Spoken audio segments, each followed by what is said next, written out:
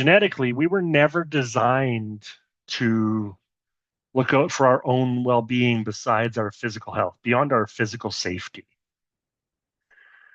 We were never designed to look out for our emotional needs, for our own well-being, mentally, emotionally, that sort of stuff.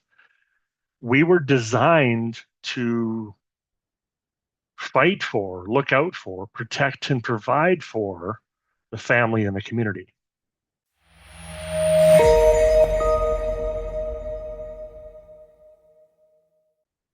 Let's talk about why most men don't leave. Most men don't leave bad relationships, and I don't mean just romantic ones. They also don't leave hurtful friendships very often. They don't leave harmful jobs very often. Some men do these things, but most guys stay in relationships regardless of how hurtful or harmful they might be. And there's a reason for that. The reason is that genetically, whether you believe that's through creation or through evolution, genetically, we were never designed to look out for our own well-being besides our physical health, beyond our physical safety. We were never designed to look out for our emotional needs, for our own well-being, mentally, emotionally, that sort of stuff. We were designed to fight for, look out for, protect, and provide for the family and the community.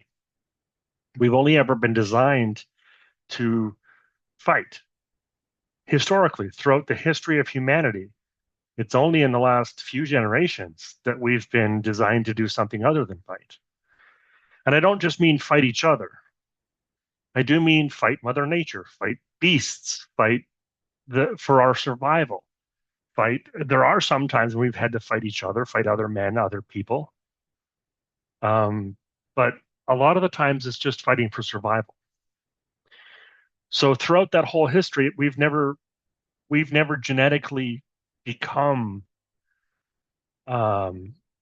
capable of taking care of our own internal selves. We've never had to. Historically, the women in the tribe, in the family, in the community, historically, it's been women who do those things. It's only been in the last several generations that men have become more aware of those things, more capable of those things, and even then, not all men are doing that. Men are designed to create stability in families, in communities. We're designed to show, not to show, we're designed to create a stable environment for a family to grow up on or to exist on. We're designed to create stability in our relationships, in our jobs, in our careers, in our friendships. We're designed to create stability. And in that creating stability, we've never, until recently, until the last few generations, even considered, is this something we want to be stable in? We've just been designed to fight. Historically, genetically speaking. We provide stability. We fight for our families. We fight for our communities. But in the last few generations, there's been another type of man emerging. We still have plenty of guys teaching and promoting the traditional manhood of fight for survival, protect the family, provide for everybody. We still have those, and those still exist. And we need them. We need fighters. We need providers. We need people who do still live by those ancient traditions, those tried and true proven methods, the ways that guys were designed genetically to be. We still need guys to do that. Although we need less men to fight anymore, we still need some. And because we need less men to fight, many of us now are choosing or are finding ourselves discovering our internal selves, discovering our insides, discovering our emotions and our well-being and our intellectual and mental health. We're discovering those things and we're building on those things. Now we've been doing that for, hundreds, even thousands of years, but for most of human history, we've never had to do that. And quite honestly, even in the last couple thousand years, few thousand years, the vast majority of men are still fighting for survival, fighting for the families, fighting for their communities. There's only been a select few that were elected or promoted to elite versions of society that were able to consider their internal selves, their emotions, their philosophy. And it's only been in the last few generations where that's become available to more and more men. So now we have two types of men that exist. We have those fighters, those survivors, those traditionally masculine men. And now we have a new version of masculinity that is about creating an emotional stability. That is about creating a mental health stability. That's about creating more internal stability, more of a stable place for my soul to exist, more than just a stable place for my family and community. Um, and there are people being attracted to those kinds of men, communities, families, women, partners being attracted to both kinds of men.